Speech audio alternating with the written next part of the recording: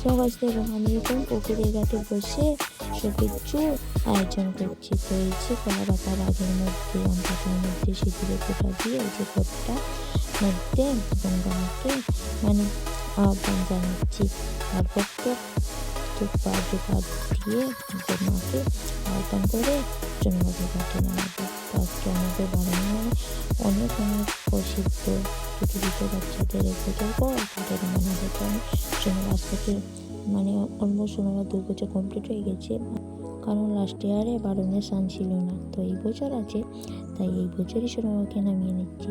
তো এই যে আমি ঘট স্থাপন করে পান সুপারি মিষ্টি কলা সব কিছু দিয়ে দিয়েছি। তো মোমবাতি ধূপ কাটিয়ে জ্বালিয়ে নিই।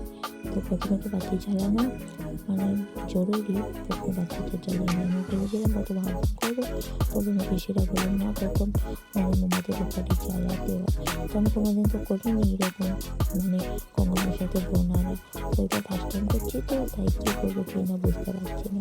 আমি মানে সবটা বলছি অন্য কোনো সময় শোনার বিষয় নিয়ে কোনো কিছু করবো, কিন্তু আমি একটু মানে বেশি মানে বেশি মানে কম্পিউটার হচ্ছে না, কারণ বাতাস আছে চাইতে চাইতে বাতাস করা হবে, মানে একটু সময় লাগছে। তো সময়টা চেল্লাচিল্লি করতে দুষ্টামি করছে, তো আমি চলে নামবে তো পূজা দিচ্ছে সব কিছু রান্না করতে চলে নামবে, পুজো নামা করতে সময় তো আমার সাথে ব্যবহার করবে এনজয় করা যায়।